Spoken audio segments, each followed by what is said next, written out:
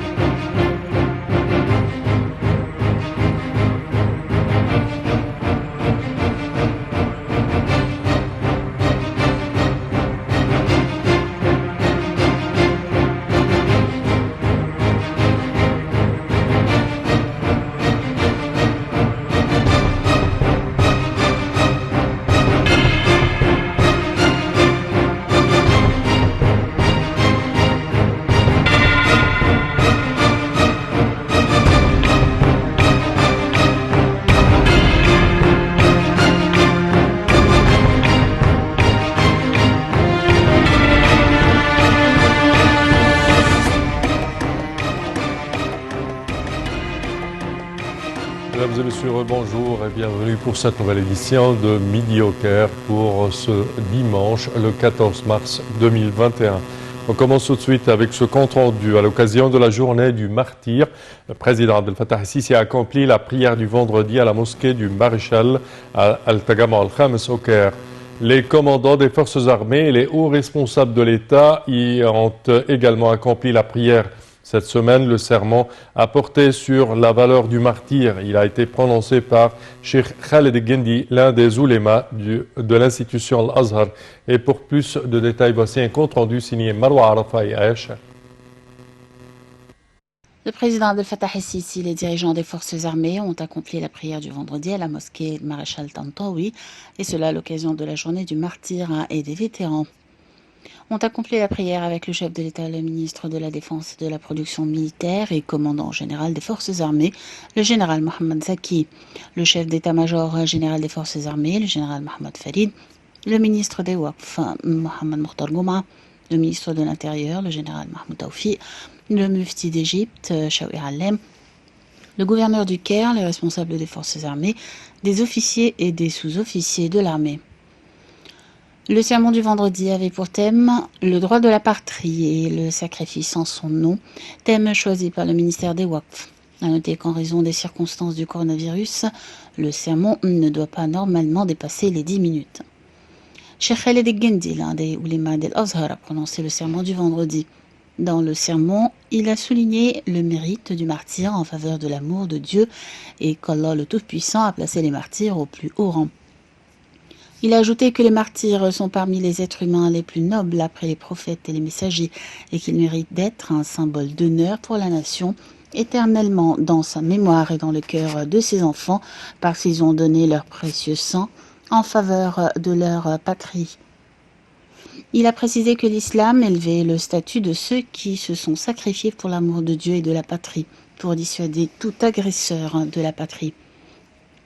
Cheikh Gendi a rappelé la louange faite par le prophète Mohammed sallallahu alayhi wa sallam de l'œil vigilant qui garde Dieu ou la patrie lorsqu'il a dit « Deux yeux, le feu ne les touchera pas. Un œil qui a pleuré par crainte de Dieu et un œil qui garde la patrie. » Au terme de son sermon, Cheikh Khaled Gendi a appelé tout le monde à continuer à œuvrer pour la sauvegarde de l'Égypte, de son armée et de ses fils.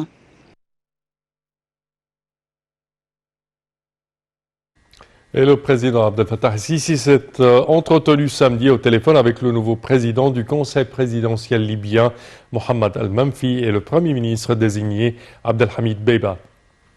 Le chef de l'État a félicité le président du Conseil présidentiel libyen et le premier ministre pour la formation du nouveau pouvoir exécutif libyen.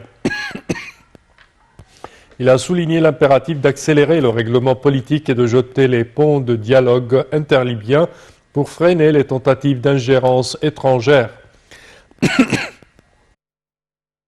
Mohamed Al-Manfi et Abdelhamid Dbeibah ont rendu hommage au président Sisi ainsi qu'aux efforts de l'Égypte pour restaurer la paix et la stabilité en Libye et entamer le processus de reconstruction et emprunter le chemin du développement pour réaliser les aspirations du peuple libyen.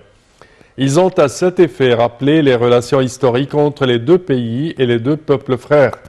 Messieurs Al-Mamfi et Dbeiba ont mis l'accent sur l'attachement du nouveau pouvoir exécutif libyen à renforcer la coopération entre les deux pays dans les différents domaines.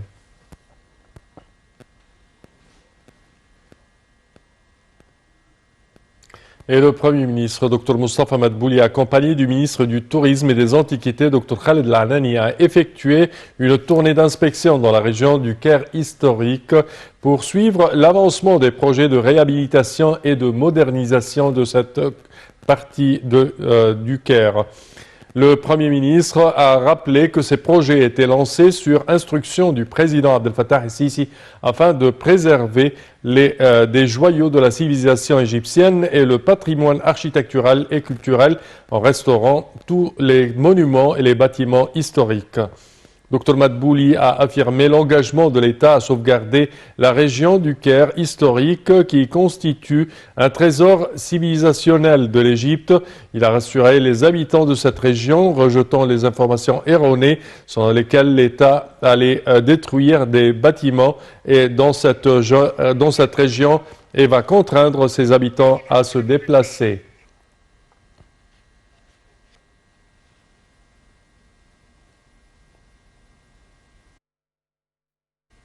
Et pour plus d'explications sur ce sujet, mesdames et messieurs, nous avons le plaisir d'accueillir au bout du fil Dr Passant Fahmi, qui est experte en économie. Bonjour, Dr Passant. Bonjour, monsieur. Alors, comment voyez-vous cette tournée d'inspection du Premier ministre dans le Vieux-Caire et les quartiers historiques et ça a suivi des projets de modernisation de ces quartiers historiques? On a souvent parlé plusieurs fois au Parlement que le Caire, et surtout après que, on va transférer les responsabilités principales vers la nouvelle capitale, oui. Le Caire peut être transformé en un musée ouvert. Parce que le Caire, c'est une ville, à mon avis personnel, oui. Qui n'existe pas dans n'importe quel pays du monde. Il y a des histoires qui datent depuis, et les traces de ces histoires depuis les pharaons jusqu'à présent. Oui. Alors, on peut, après le mouvement vers le nouveau capital, on peut transformer le Caire en, comme on appelle, musée ouvert.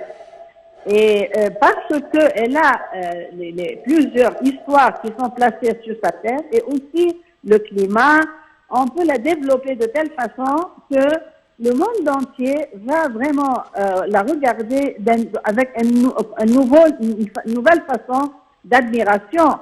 Mais en même temps, on ne peut pas garder les quartiers qui sont là, qui ont été bâtis d'une façon inacceptable, surtout les villes, les slums. Oui. Alors là, on doit transformer le Caire, oui, on doit la protéger, mais on doit expliquer à tout le monde qu'est-ce qu'on fait, parce que la majorité du peuple, quand on les laisse, parfois, ils prennent des actions ou des pas qui peuvent heurter notre plan et pour des pas très négatifs. À mon avis personnel, le Caire est une ville qui n'existe pas dans le monde entier, qui peut être transformée en un musée ouvert, mais à condition qu'on explique au peuple égyptien, les habitants du Caire, qu'est-ce qu'on fait.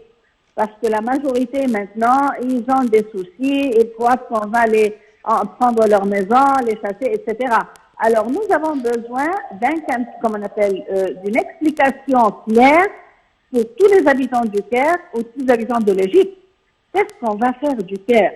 Le Nil est une beauté, notre climat est incomparable, nous avons des musées, nous avons des histoires islamiques, coptes, juifs, depuis les pharaons. On peut vraiment la transformer en un musée ouvert où ça va être quelque chose qui n'existe pas dans le monde entier. Alors le pas que monsieur le Premier ministre a pris est très important, oui. Mais ce n'est pas suffisant. C'est-à-dire, on doit parler à tout le monde et leur expliquer qu'est-ce qu'on est en train de faire. Parfait, Dr Passant Fahmi, nous tenons à vous remercier de vos explications. Merci à vous. Et nous enchaînons, chers téléspectateurs, avec cette information, une mission archéologique franco-norvégienne a découvert de nouveaux vestiges d'édifices chrétiens de l'Antiquité tardive dans le désert occidental égyptien, indiquant une vie monacale dans la région datant du 5e siècle. Le ministère égyptien des Antiquités a annoncé que la mission franco-norvégienne a découvert sur le site de Tel El Ganoub Qasr El Agouz, dans l'oasis d'Al Bahariya, plusieurs bâtiments construits en basalte sculptés dans la pierre et en briques. Ces derniers correspondent à 6 secteurs abritant des vestiges de trois églises et des cellules de moines dont les murs portent des graffitis et des symboles de connotation copte. Cette découverte permet de comprendre l'aménagement des bâtiments et la formation des premières communautés monacales dans cette région égyptienne. Et nous enchaînons avec ce compte-rendu. Le Conseil des ministres a publié un communiqué conjoint égypto-soudanais à l'occasion de la visite de 2 jours au Caire du Premier ministre soudanais, M. Abdallah Hamdok. Selon le communiqué, cette visite s'inscrit dans le cadre de la consultation continue des visites réciproques entre les deux côtés. Selon le communiqué, le président Abdel Fattah el-Sisi s'est entretenu avec M. Hamdok au début de sa visite au Caire. Au cours de l'entretien, le président el-Sisi a souligné la profondeur des relations stratégiques reliant le Caire à Khartoum et les liens fraternels entre les deux peuples de la vallée du Nil. Selon le communiqué, les deux chefs de gouvernement égyptiens et soudanais se sont réunis à huis clos pour examiner les questions d'intérêt commun. Une séance de discussion s'est ensuite élargie aux délégations des deux pays. D'autre part, les ministres égyptiens et soudanais ont tenu une série de réunions bilatérales pour examiner les programmes de coopération entre chaque deux ministères. Et ceci, plus de détails dans ce compte-rendu signé Marwa Arafat et Aïcha. Après une session élargie de pourparlers bilatéraux dirigés par les premiers ministres égyptiens Mustafa Madbouli et soudanais Abdallah Hamdok et en présence d'une délégation ministérielle de haut niveau des deux côtés, les premiers ministres des deux pays ont tenu une conférence de presse. Lors de cette conférence, M. Madbouli a renouvelé son accueil au Premier ministre soudanais et la délégation qui l'accompagnait lors de sa visite dans son deuxième pays, l'Égypte, qui coïncide avec la célébration de l'Isra et le Mi'raj, priant Dieu Tout-Puissant que cette occasion bénie retourne avec le bien et le bonheur pour les deux pays frères. M. Madbouli a affirmé que la visite de M. Hamdok s'inscrit dans le cadre de la volonté des deux pays frères de soutenir et de renforcer les cadres de relations stratégiques qui tirent leur force des liens historiques entre les deux pays. M. Madbouli a expliqué que la séance d'entretien a été témoin de la confirmation d'un certain nombre de dossiers de travail commun, notamment en ce qui concerne les dossiers économiques qui incluent la connexion dans le domaine des transports, des chemins de fer à créer pour relier les deux pays, en plus de la coopération dans le domaine du gaz, de l'agriculture, de l'irrigation, du commerce et de l'industrie, soulignant qu'une série de réunions bilatérales se tiendront entre les ministres des deux parties visant à achever la discussion sur ces projets, afin de mettre un calendrier pour commencer à les mettre en œuvre et les terminer.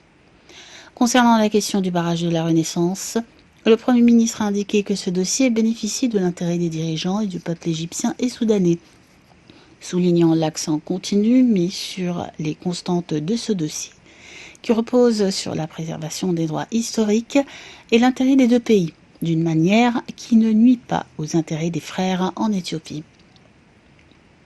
Le Premier ministre Mustafa Madbouli a en outre réitéré le soutien de l'Égypte à l'État frère du Soudan dans les mesures importantes prises, qu'elles soient liées à la réforme économique ou aux efforts pour amener la paix au Soudan, souhaitant progrès et prospérité pour le pays frère. De son côté, M. Hamdok a exprimé lors de la conférence de presse sa joie de sa visite en Égypte, qui s'inscrit dans le cadre de nombreuses visites officielles échangées entre les deux parties. Il a confirmé sa joie que sa première rencontre lors de cette visite ait eu lieu avec le président Abdel Fattah el-Sisi, où il a assisté à la discussion de tous les dossiers et questions d'intérêt commun, en particulier la question du barrage de la Renaissance, exprimant son aspiration à tenir des réunions bilatérales entre les ministres des deux côtés pour aborder tous les dossiers stratégiques de la relation entre les deux pays et les deux peuples, y compris la question de la liaison des chemins de fer, du fleuve, du territoire et des domaines de l'enseignement supérieur, de la recherche scientifique, de l'agriculture et des bétails. Et le Caire accueille hier et aujourd'hui la 31e conférence internationale du Conseil suprême des affaires islamiques tenue sous les auspices du président Abdel Fattah el-Sisi. Organisée par le ministère des Waqf, l'édition 2021 de la conférence est tenue sous le thème du dialogue interreligieux et interculturel. Le ministre des Waqf, Mohamed Mukhtar Gouma, a représenté le Premier ministre, Dr Moustapha Madbouli, à l'inauguration samedi 13 mars de la 31e conférence internationale du Conseil suprême des affaires islamiques, CSAI, qui se déroule sur 2 jours. Parrainée par le président de la République, l'édition 2021 est tenue sous le thème du dialogue des religions et des cultures. Le ministre des Waqf a indiqué que ce thème a été choisi pour répondre à une recommandation du chef de l'État pour organiser un dialogue international visant à ancrer l'idéologie du dialogue humanitaire. Plus de 35 pays participent à la conférence au cours de laquelle plus de 30 documents de recherche seront débattus.